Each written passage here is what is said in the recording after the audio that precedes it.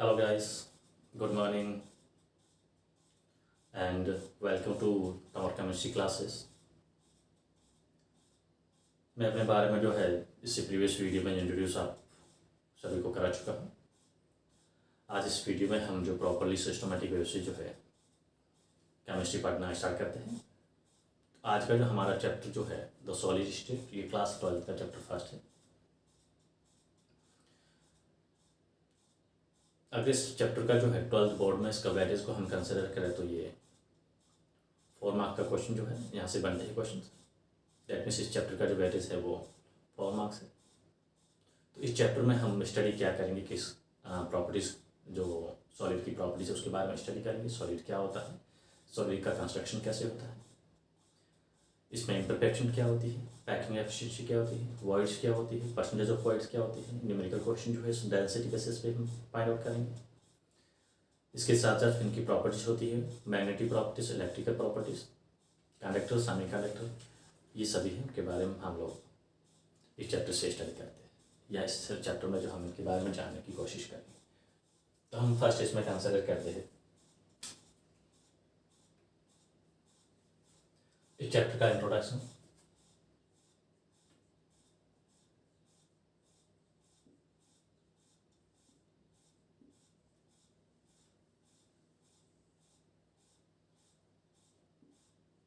Yes, हमें पता है जो मैटर की 3 फिजिकल स्टेट होती है, solid state, liquid state and gas state. अगर लिक्विड एंड गैसेस के बारे में हम जानना चाहें तो उसको हम क्लास 11th में जानेंगे, और जो लेंथ आपको आप लोग जो है 12th क्लास में आ रहे हो तो लेंथ तो पढ़ चुके हो। और अगर कुछ प्रॉब्लम है तो मैं 11th क्लास के जो वीडियोस है उसको अपलोड करूँगा, तो उसमें आप इनके बारे में डिटेल से जो है जान सकते हो। इसके साथ साथ और थर्ड ऑप्शन आपके पास में है, जो मैं नीट जेई के लिए जो वीडियोस बनाऊंगा तो उसमें भी इनको इंक्लूड करूँगा। ये मैटर जो है, मैटर को फिजिकल स्टेट के अकॉर्डिंग हम क्लासीफाई करते हैं, solid state, liquid state, gases state. तो इसमें हम सॉलिड स्टेट इसको इस चैप्टर में जो कंसिडर करें इसके बारे में डिटेल से स्टडी करते हैं। तो सॉलिड की डेफिनेशन क्या होती है, सॉलिड होता क्या है।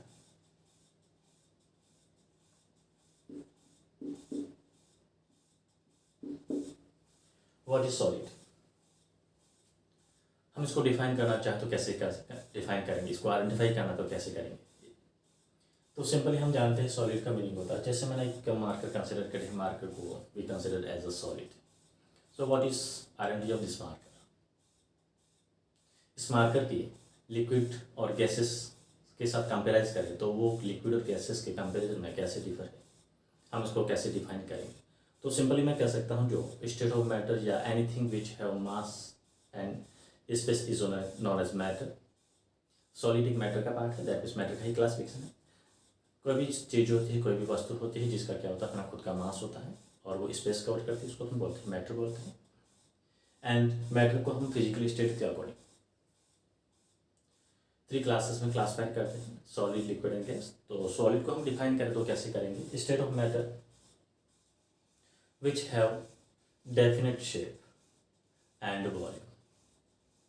मैटर की एक ऐसी फिजिकल स्टेट जिसमें क्या होता है, शेप फिक्स होती है और उसका जो वॉल्यूम जो होता है वो क्या होता है, फिक्स होता है, उसको हम सॉलिड कहेंगे। This is known as solid, the state of matter which have definite shape and volume.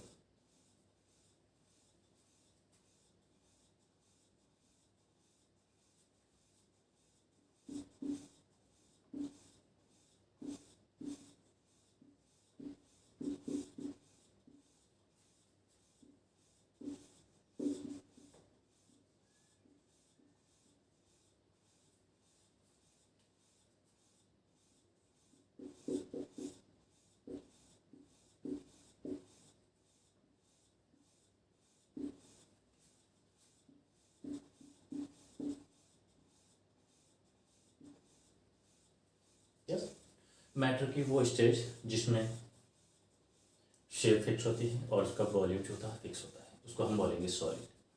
अगर हम थोड़ा इसको कंपेराइज करें सॉलिड को लिक्विड और गैस के साथ में, अगर हम लिक्विड को कंसिडर करें तो लिक्विड की जो है शेप जो होती है फिक्स नहीं होती, बट उसका वॉल्यूम जो होता है वो डेफिनेट होता है, फिक्स होता है। शेप कैसे फिक्स नहीं होती है? जैसे हम लिक्विड को क्या करते हैं, स्टोरेज करते हैं, कलेक्ट करते हैं, केप्ट इन ग्लास या ग्लास ट्यूब, तो उस लिक्विड की शेप जो होती है ग्लास की ट्यूब जैसी होती है। उस ट्यूब से इसको अपन प्लेस करते हैं किसमें, बेकर में कर देते हैं, तो उसकी शेप जो होती है राउंड बेकर होती है उससे होती है, या फिर कॉनिकल फ्लास्क होता है उसमें ट्रांसफर करते हैं, तो उसकी जो शेप जो होती है क्या होती है, फ्लास्क की शेप जो होती है उस शेप को ही टेन करता है। पर उसका जो वॉल्यूम जो होता है वो फिक्स होता है। तो सिंपली लिक्विड जो होता है उसकी शेप फिक्स नहीं होती है, वॉल्यूम उसका फिक्स होता है।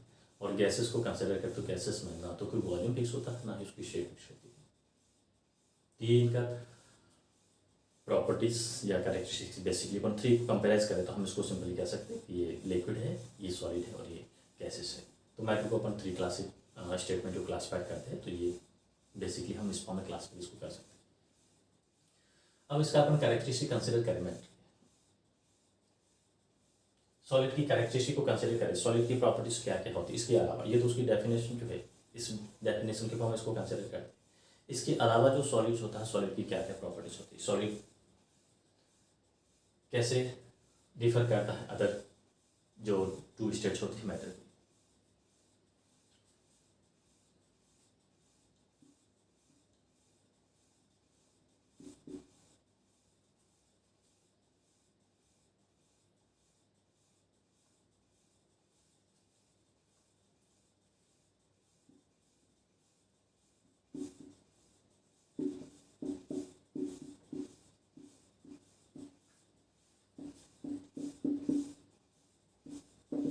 यस, सॉलिड की कैरेक्टरिस्टिक्स क्या होती है, हम कैसे कह सकते हैं ये सॉलिड जो है, या फिर सिंपली कह सकते हैं ये सॉलिड जो है अनदर टू स्टेट से डिफर है, या पर्टिकुलर सॉलिड जो है सॉलिड की क्या नेचर होती है, सॉलिड की प्रॉपर्टीज क्या होती है, कैरेक्टरिस्टिक क्या होती है।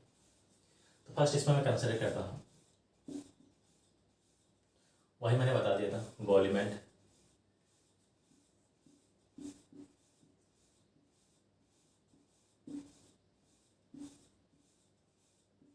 शेप। तो सॉलिड की वॉल्यूम एंड शेप को हम कंसिडर करते हैं, तो इसके लिए हम क्या यूज लेते हैं, ये डेफिनेट होता है, फिक्स होता है।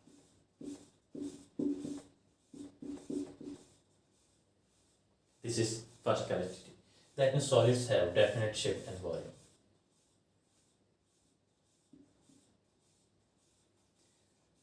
अगर सॉलिड के पार्टिकल से इसके बीच में हम इंटरेक्शन फोर्स को देखें, कोई भी जो पार्टिकल्स होते हैं पार्टिकुलर टाइप का कोई भी फोर्स होता है, वो फोर्स क्या करता है, उन पार्टिकल्स को होल्ड करके रखता है, स्टोर करके रखता है, बाइंड करके रखता है। तो यहाँ पे सॉलिड जो होते हैं, सॉलिड के जो कॉन्स्टिट्यूट पार्टिकल्स होते हैं उनके बीच में लगने वाला जो फोर्स होता है वो स्ट्रॉन्ग फोर्स होता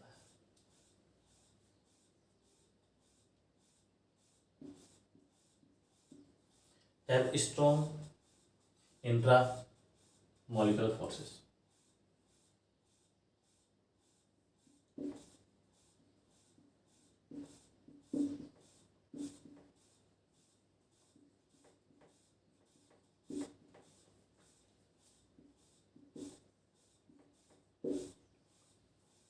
इंट्रामॉलिक्यूलर फोर्सेस या फिर इंटरमॉलिक्यूलर अट्रैक्शन जो फोर्स होता है सॉलिड के कांस्टेंट पार्टिकल्स होते हैं उनमें क्या होता है, स्ट्रॉन्ग होता है।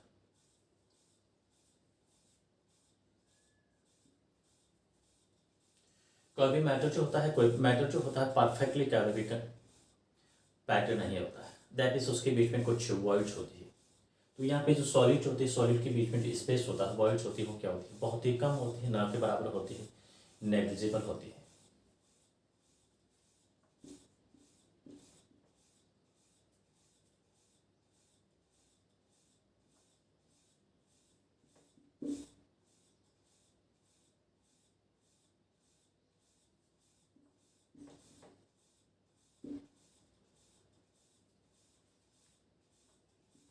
Negligible space between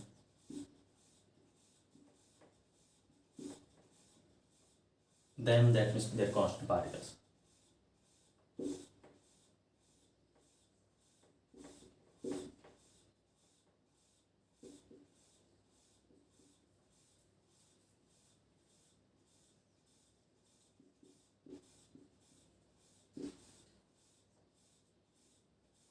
For properties, इनके बीच में जो स्पेस होता है नेग्लिजिबल होता है, कम होता है। इसका मीनिंग है सॉलिड जो होते हैं कंप्रेसिबल नहीं होती। इनकी जो कंप्रेसिबिलिटीज होती है क्या होती है, ऑलमोस्ट जीरो होती है या बहुत ही कम होती है।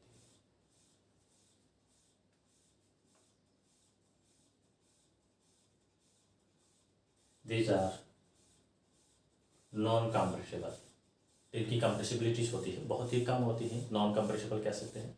हालांकि आइडियली नॉन कंप्रेसिबल हम नहीं कह सकते, थोड़ी बहुत कंप्रेसिबिलिटी हो सकती है, बिकॉज सॉलिड के फर्दर हम इसका क्लासिफाई करते हैं तो उसको क्रिस्टलाइन एंड एमॉर्फस सॉलिड उसमें कंसिडर करते हैं। तो एमॉर्फस सॉलिड जो होते हैं जैसे रबर है, प्लास्टिक है, ये स्लाइटली थोड़े से जो है कंप्रेसिबल हो सकते हैं। तो हम ये कह सकते हैं ये इनकी कंप्रेसिबिलिटीज होती हैं बहुत ही कम होती है as compare to liquid and gases. These are very less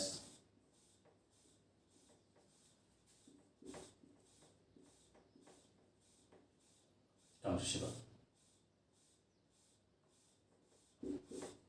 इनकी कंप्रेसिबिलिटीज होती है क्या होती है, बहुत ही कम होती है।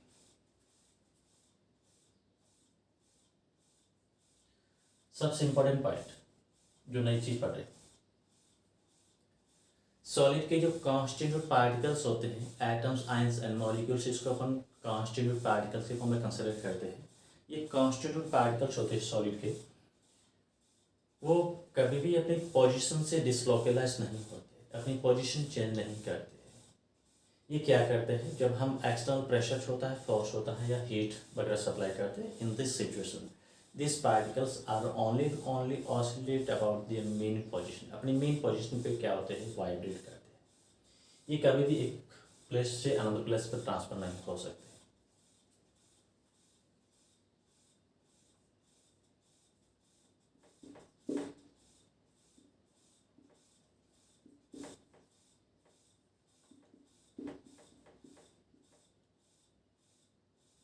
Constant particles of solid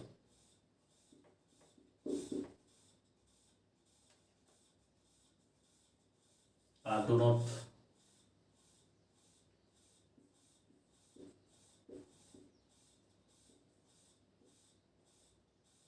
not move,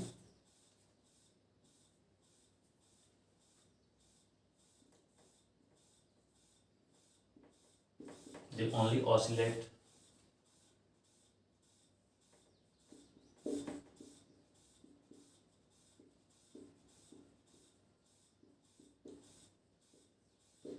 about their main position.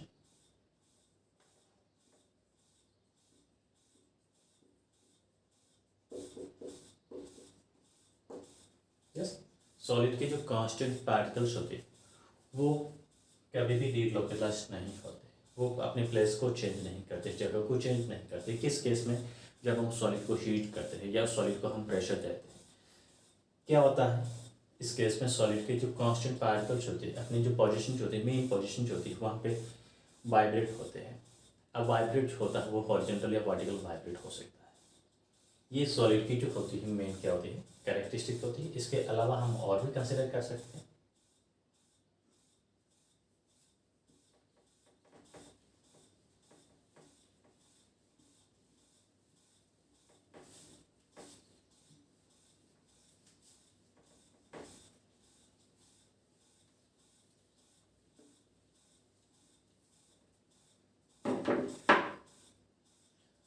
Six properties, density consider करते हैं। Solids are highly dense as compare to liquid and gases. Solid की डेंसिटीज होती है लिक्विड और गैसेस के कंपेरिजन में क्या होती है, ज़्यादा होती है।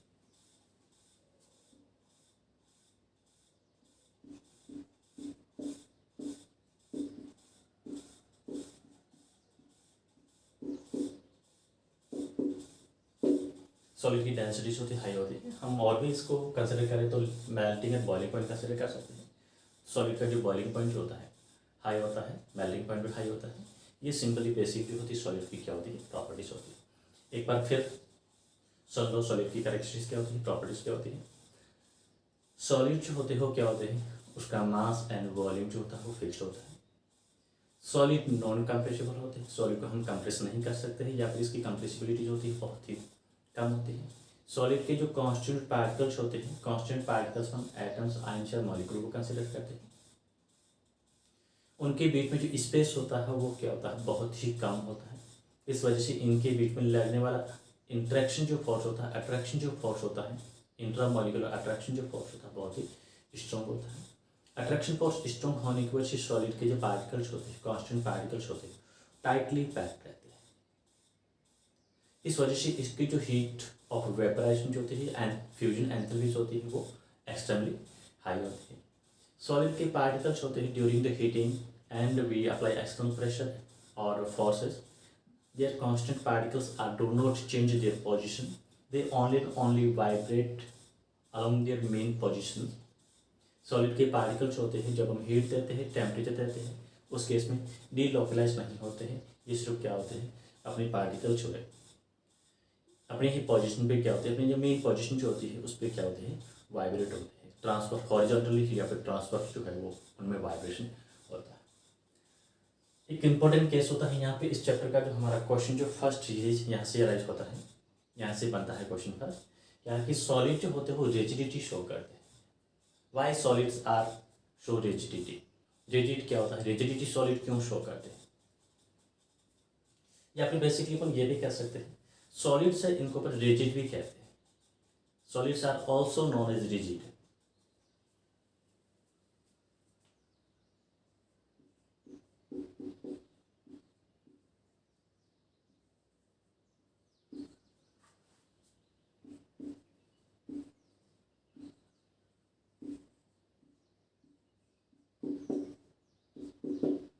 यस, सॉलिड को हम रिजिड कहते हैं। रिजिड क्यों कहते हैं, ये क्वेश्चन फर्स्ट है चैप्टर का, पूछा हुआ भी है। Why solids are considered as rigid, या फिर हम ये भी कह सकते हैं what do you mean by rigidity, या फिर ये क्वेश्चन इस फॉर्म में भी हो सकता है सॉलिड जो होती है रिजिडिटी शो क्यों करते हैं। इससे पहले इंट्रोडक्शन में मैं या इसकी कैरेक्टरिस्टिक्स में मैंने आपको बताया था सॉलिड के बारे में। सॉलिड के जो पार्टिकल्स होते हैं टाइटली पैक्ड होते हैं, उनकी कंप्रेसिबिलिटी बहुत ही कम होती है, लेस होती है। क्यों होती है, क्योंकि उसके बीच में लगने वाला जो अट्रैक्शन जो फोर्स होता है बहुत स्ट्रॉन्ग होता है। स्ट्रॉन्ग फोर्स होने की वजह से सॉलिड के पार्टिकल्स होते हैं वो क्या होते हैं, क्लोजली पैक्ड होते हैं, टाइटली पैक्ड होते हैं, इनमें वॉइड कम होती है। इसी वजह से इनके पार्टिकल्स होते हैं, इसी फोर्स की वजह से इनके जो पार्टिकल्स होते हैं वो अपनी पोजीशन को चेंज नहीं कर सकते, अपनी पोजीशन चेंज नहीं करते हैं। इसी वजह से यही रीजन होता है कि सॉलिड क्या करता है, रिजिडिटी शो करता है। अगर हम इसको आंसर के फॉर्म में लिखें तो क्या लिखेंगे,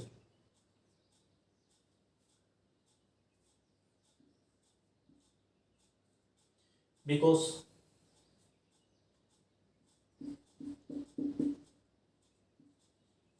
solids are mentioned their shape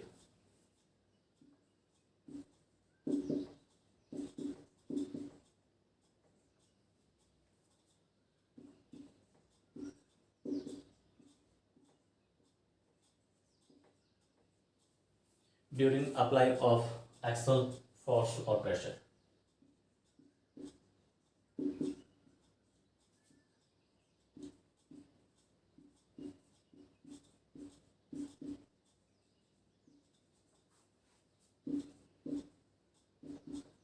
ऐसा क्यों होता है, this is due to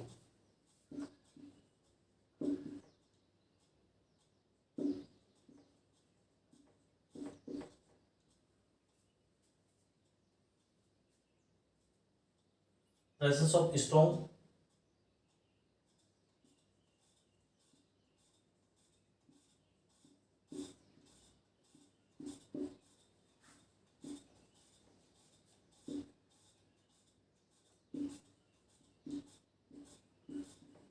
force between their constant particles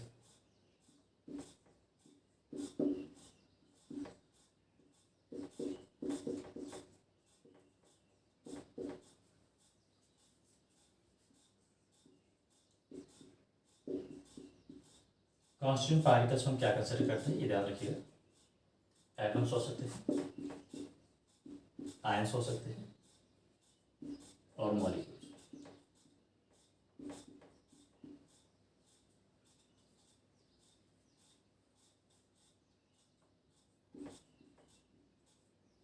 Hence their particles do not move.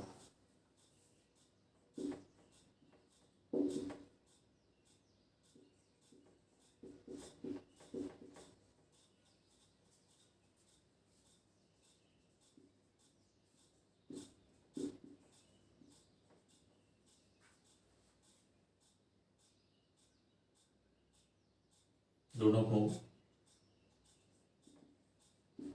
from one position to one place to another place.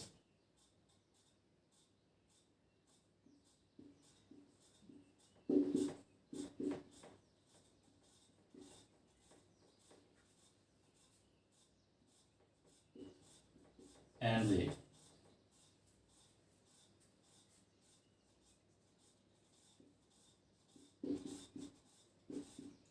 oscillate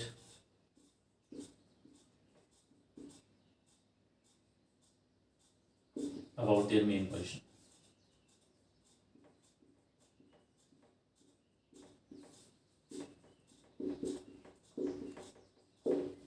Yes, बहुत important question है, कई बार question पूछा हुआ बोर्ड में. What do you mean by rigidity, या फिर solids are rigid. Solid rigid क्यों होते हैं या रिजिडिटी शो क्यों करते हैं? तो इसका आंसर जो होगा क्या होगा, सॉलिड के पार्टिकल्स होते हैं उनके बीच में क्या होता है, स्ट्रॉन्ग अट्रैक्शन फोर्स होता है. स्ट्रॉन्ग अट्रैक्शन फोर्स की वजह से इनकी कंप्रेसिबिलिटीज होती है बहुत ही, या इनके बीच में अट्रैक्शन फोर्स स्ट्रॉन्ग होने की वजह से कंप्रेसिबिलिटी इनकी मिनिमम होती है. इनकी जो शेप जो होती है मेंशन होती है. किस केस में, जब हम बाहर से कोई प्रेशर अप्लाई करते हैं, फोर्स अप्लाई करते हैं, या उसको नॉर्मल हीट या टेम्परेचर देते हैं, उस केस में इसकी शेप जो होती है डिस्टर्ब नहीं होती, शेप चेंज नहीं होती है. क्या होता है, सॉलिड के पार्टिकल से हीट एनर्जी को अब्जॉर्ब करके अपनी मेन पोजीशन जो होती है, उस मेन पोजीशन पे क्या होते हैं, वाइब्रेट होते हैं, ऑसिलेट होते हैं. ये पोजीशन को चेंज नहीं करते. जैसे ये सॉलिड के पार्टिकल है, इनकी पोजीशन ये है, तो जब हम इसको हीट देते तो क्या होता है, ये पार्टिकल्स क्या करता है, हीट को एब्जॉर्ब करके वाइब्रेट और ऑसिलेट होगा.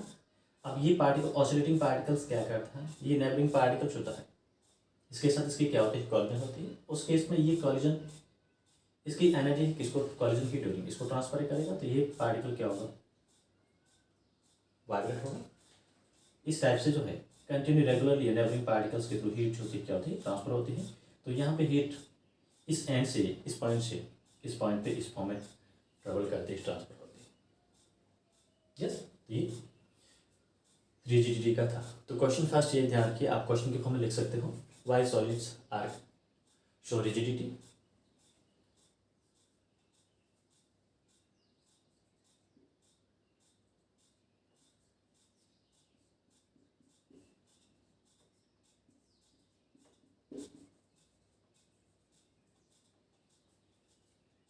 Solid are considered rigid.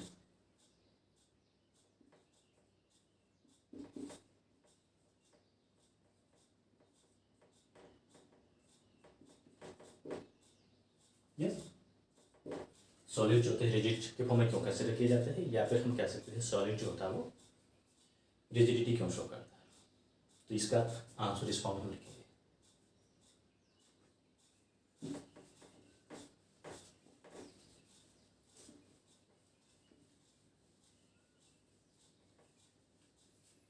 अभी तक हमारा इंट्रोडक्शन चल चैप्टर.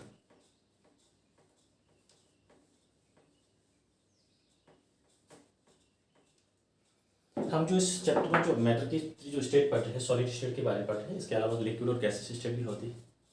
ऐसी कौन सी जो फैक्ट्स होते हैं, कौन सी चीज़ें जो होती है वो क्या करती है, इस मैटर की जो फिजिकल स्टेट को डिसाइड करती है, डिटरमाइन करती है. तो उसके बारे में थोड़ा बहुत हम इंट्रोड्यूस हो जाते हैं इसमें. Factor responsible for the physical state of matter.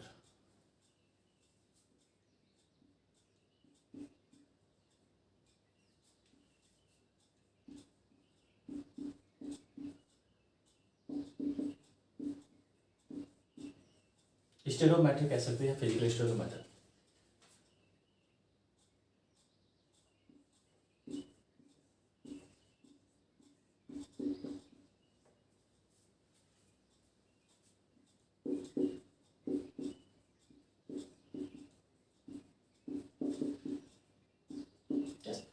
ऐसे कौन से फैक्टर्स होते हैं, वो क्या होते हैं, फिजिकल स्टेट को डिटरमाइन करते हैं. किस सिचुएशन हम कहेंगे कि ये जो मैटर है इस स्टेट में, या ये कंडीशन अगर होगी, या ये कंडीशन डोमिनेंट होगी, प्रीडोमिनेंट होगी, उस केस में जो है सॉलिड होने की प्रोबेबिलिटी ज़्यादा होगी, या लिक्विड होने की प्रोबेबिलिटी ज़्यादा होगी, या फिर गैसेस होने की प्रोबेबिलिटी ज़्यादा होगी. तो हम यहाँ पे 2 फैक्टर्स को कंसिडर करते हैं. फैक्टर फर्स्ट जो है वो है intermolecular force.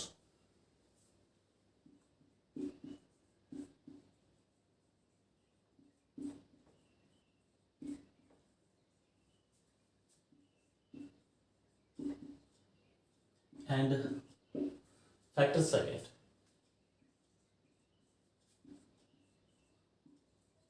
Thermal energy.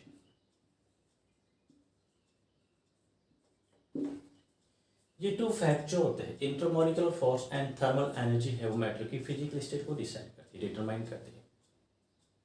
Yes, ये टू फैक्टर्स होते हैं, intermolecular force and thermal energy होती है, जिसको अपन हीट एनर्जी की भी कंसिडर कर सकते हैं। ये दो फैक्टर्स होते हो क्या करते हैं, मैटर की फिजिकल स्टेट जो हो डिसाइड करते हैं। इन दोनों स्टेट को हम कंपेराइज करके, ये दोनों फैक्ट्स होते हैं, इनको अपन कंपेराइज करके हम बता सकते हैं कि जो इस केस में जो है मैटर जो है सॉलिड में होगा या फिर लिक्विड में होगा या फिर गैसेस में होगा। वी ऑल्सो नो मैटर जो है, मैटर की जो थ्री फॉर्म्स होती है वो क्या होती है, कन्वर्टेबल होती है। सॉलिड, लिक्विड और गैसेस जो फॉर्म होती है वो कन्वर्टेबल होती है। किस फॉर्म में कैसे कन्वर्ट कर सकते हैं, इन दोनों फैक्ट जो है, ये दो पॉइंट्स है, इसको कंसिडर करके हम कैसे कह सकते हैं कि इस केस में जो है सॉलिड हो सकता है या सॉलिड ही होगा या फिर लिक्विड होगा या गैस होगा। यस, तो इसको अपन समझते हैं। ये सॉलिड, चलो मैं इसको पहले गैसेस के लिए कंसिडर करता हूँ। Gas, liquid, solid. ये एरो क्या शो कर रहा है, ये कन्वर्ट होने की जो डायरेक्शन जो है, पहले गैस था, गैस के बाद लिक्विड, लिक्विड के बाद सॉलिड। किस केस में होगा, क्या होगा, इन टू फोर्सेस को हम कंपेराइज करें, सॉरी टू फैक्ट्स को हम कंपेराइज करें, तो यहाँ पे क्या होगा,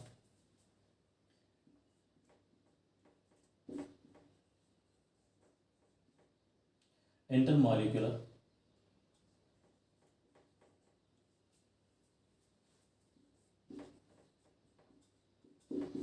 फोर्स इज प्रीडोमिनेंट।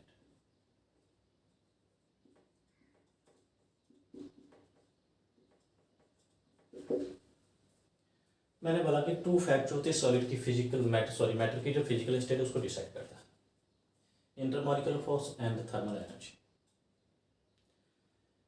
मैटर की जो थ्री फॉर्म्स होती है वो क्या होती है, इंटर कन्वर्टेबल होती है। गैस को लिक्विड में चेंज कर सकते हैं, लिक्विड को अपन सॉलिड में चेंज कर सकते हैं। यहाँ पे एरो की जो डायरेक्शन जो होती है, फॉरवर्ड डायरेक्शन, ये शो कर रही है कि जो गैस के कंपैरिजन लिक्विड के में जो इंटरमॉलिक्यूलर अट्रैक्शन फोर्स स्ट्रॉन्ग लगता है, और सॉलिड जो होता है, सॉलिड में जो इंटरमॉलिक्यूलर अट्रैक्शन जो फोर्स होता है क्या होता है, स्ट्रॉन्ग होता है। दैट इज जब इंटरमॉलिक्यूलर अट्रैक्शन जो फोर्स होता है स्ट्रॉन्ग होता है या डोमिनेंट होता है, किसके comparison, as compare to thermal energy, उस केस में हम कहेंगे ये मैटर जो है वो क्या है, सॉलिड स्टेट में होगा। इफ इंटरमॉलिक्यूलर इंटरेक्शन जो फोर्स होता है, अट्रैक्शन जो फोर्स होता है प्रीडोमिनेंट और the thermal energy, in this situation we say that state of matter is solid.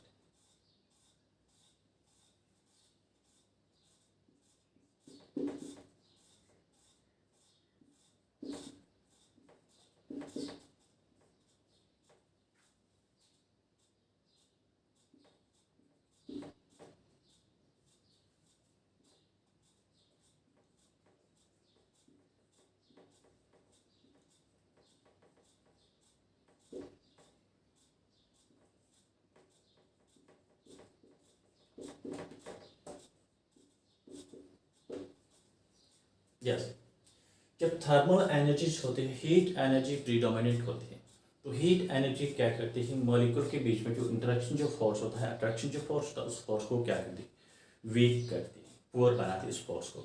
उस वजह से यहाँ पे जो है एरो ये शो कर रहा है कि सॉलिड की जो है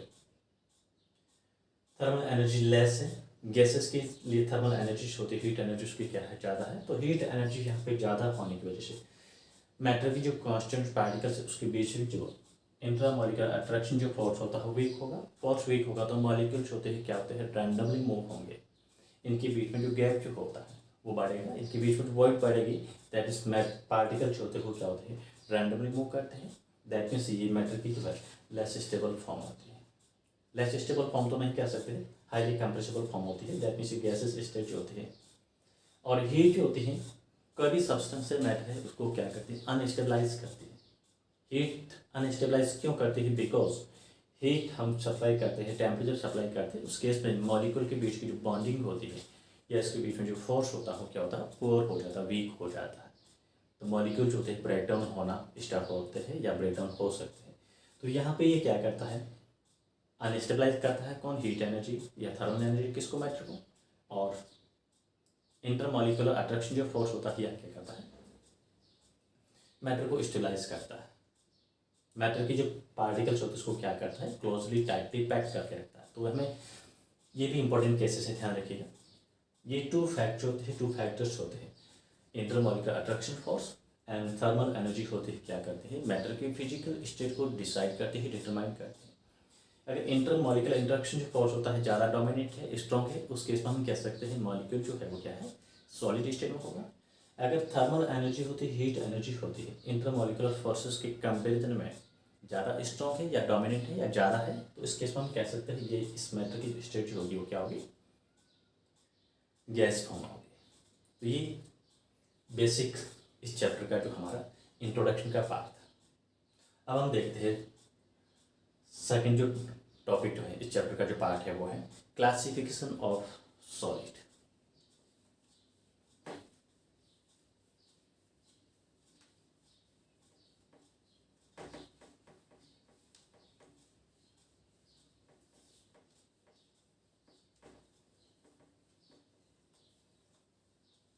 हमारे चैप्टर का नाम सॉलिड है, तो सॉलिड को हम क्या करते हैं, क्लासिफाई करते हैं। सॉलिड को किस बेसिस पे, कौन सी कैरेक्टरिस्टिक्स या प्रॉपर्टीज के अकॉर्डिंग उसको क्लासिफाई करते हैं। तो फर्स्ट अपन करते हैं इसका क्लासिफिकेशन किसके according, on the basis of arrangement of there constitute particles. Solid के जो कॉन्स्टिट्यूट पार्टिकल्स है उनके अरेंजमेंट के अकॉर्डिंग, स्पेस में या जो किस फॉर्म में कैसे अरेंज होते हैं, तो अरेंजमेंट के अकॉर्डिंग हम इसको क्या करते हैं, क्लासिफाई करते हैं।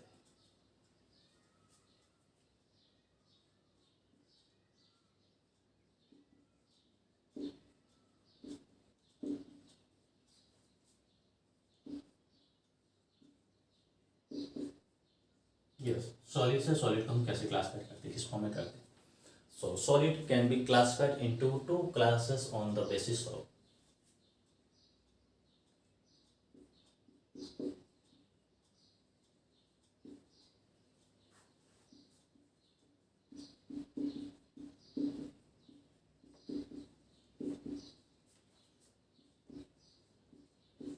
two types or classes.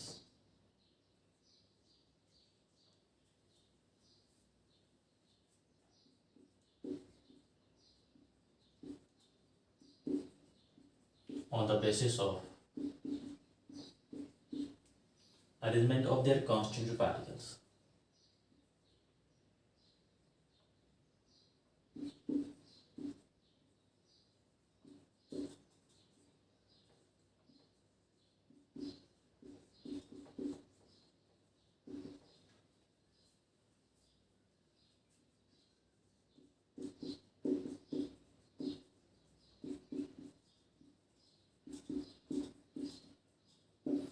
Solid के जो कांस्टेंट पार्टिकल्स होते हैं वो कैसे अरेंज होते हैं, अरेंजमेंट होने के जो पैटर्न के अकॉर्डिंग हम सॉलिड को टू क्लासेस में क्लासिफाई करते हैं। कौन सी टू क्लासेस होते हैं, कौन से पार्ट्स होते हैं।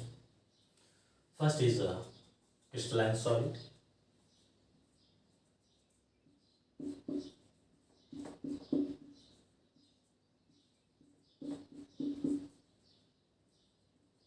and another is amorphous solid.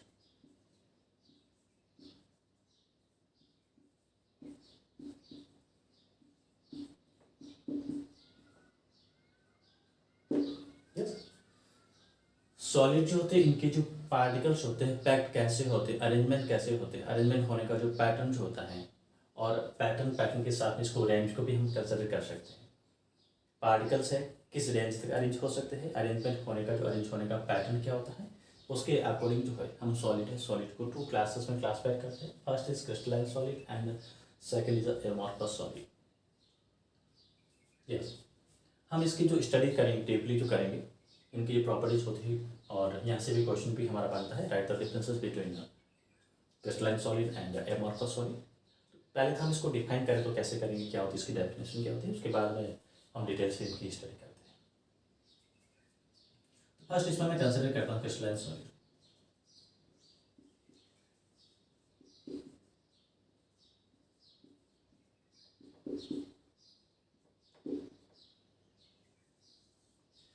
Crystalline solids क्या होते हैं? ऐसे सॉलिड्स जिनका जो इनके कॉन्स्टिट्यूट पार्टिकल्स होते हैं उनके जो अरेंजमेंट होने का जो पैटर्न होता है क्या होता है? रिपीटिंग पैटर्न होता है और लॉन्ग रेंज अरेंजमेंट होता है। क्रिस्टलाइन सॉलिड्स क्या होता है? ऐसे सॉलिड जिनमें कॉन्स्टेंट पार्टिकल्स होते हैं क्या होते हैं? लॉन्ग रेंज तक अरेंज होते हैं और एक पार्टिकुलर इंटरवल के बाद अपने आप को ये क्या करता है? रिपीट करते हैं। तो यहाँ पे इनके पार्टिकल्स है, इनका अरेंजमेंट कैसा होता है? Repeating and long range arrangement होता है। सब्सटेंस कह सकते हैं, सॉलिड्स कह सकते हैं।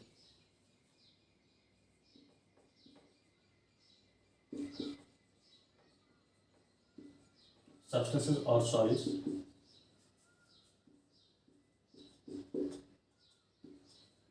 having long range and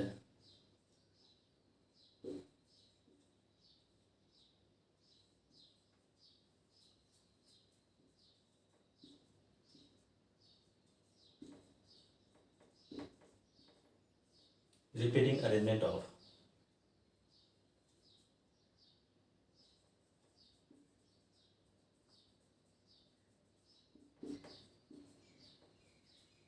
their constant particles.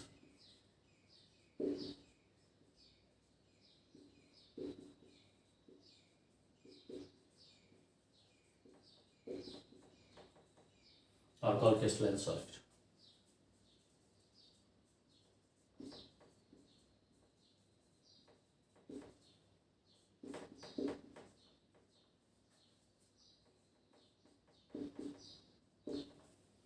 ऐसे सॉलिड जिनके कॉन्स्टिट्यूट पार्टिकल्स होते हैं इनका अरेंजमेंट जो होता है long range and repeating pattern. Yes, long range and repeating pattern जो होता है कांस्टेंट पार्टिकल्स का, उस सॉलिड को हम बोलते हैं क्रिस्टलाइन सॉलिड। कैसे, किस फॉर्म है? इसका सिंपल जो एग्जांपल हम आगे कंसिडर करेंगे। बहुत सारे एग्जांपल हैं लेकिन बेसिक सिंपल एग्जांपल में कंसिडर करते हैं। इनिशियली सोडियम क्लोराइड है क्रिस्टलाइन सॉलिड का एग्जांपल, ये क्रिस्टलिक फॉर्म होता है। ये कैसे repeating and long range arrangement रखता है? तो इसको अगर हम समझना चाहते हैं तो इसमें क्या होता है? टू पार्टिकल्स, टू आयंस होते हैं, इसमें अपोजिट आयंस होते हैं, positive negative, positive Na plus Cl minus Na plus.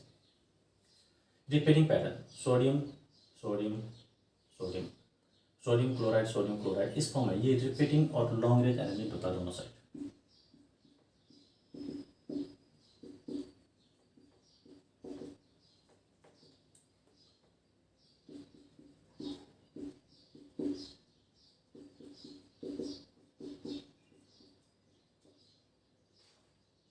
ये सोडियम क्लोराइड का क्रिस्टल है या क्रिस्टलाइन सॉलिड है।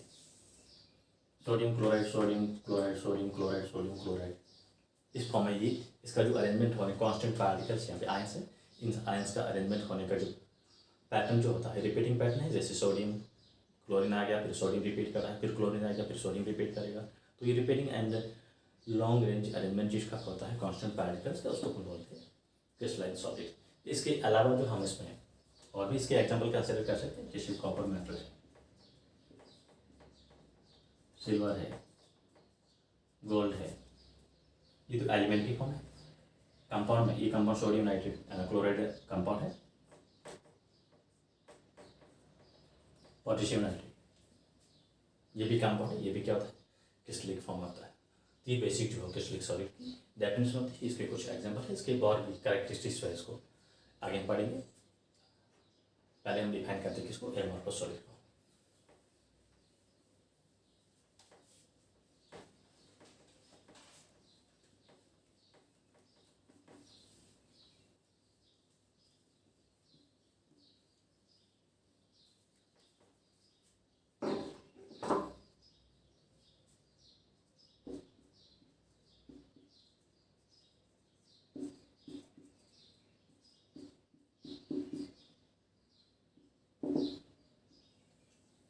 जस्ट क्रिस्टलाइन सॉलिड का अपोजिट हमने क्या पढ़ा था? क्रिस्टलाइन सॉलिड्स होती है, उसमें क्या होता है? कांस्टेंट पार्टिकल्स उसका अरेंजमेंट जो होता है रिपीटिंग पैटर्न होता है, लॉन्ग रेंज होता है। तो यहाँ पे अपन कहेंगे substances or state of matter which have short range and non-repeating pattern of their constituent particles are known as amorphous solid।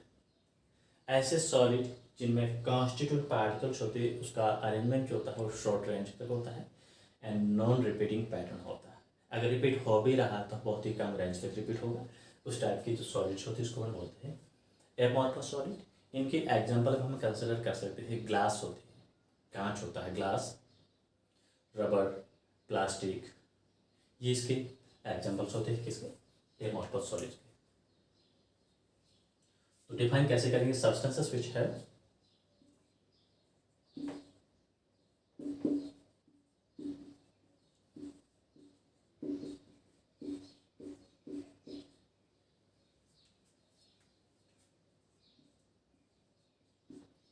short range and non-repeating pattern of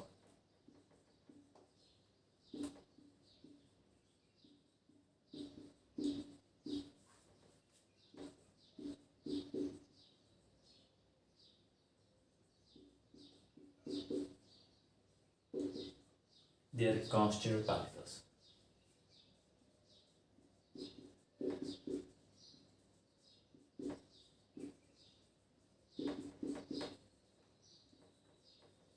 Are called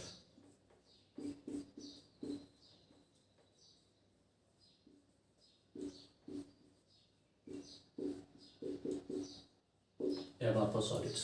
ऐसे solids, ऐसे substances जिनमें जो constituent particles होता है उसका arrangement जो होता है वो नॉन रिपीटिंग होता है और शॉर्ट रेंज होता है, उसको अपन बोलते हैं एमॉर्फस सॉलिड्स। और इनके एग्जांपल हम कंसिडर करें तो क्या होता है,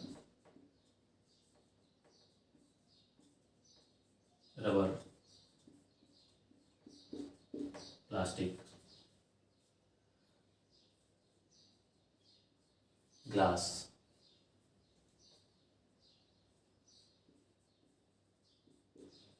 क्वार्ट ग्लास,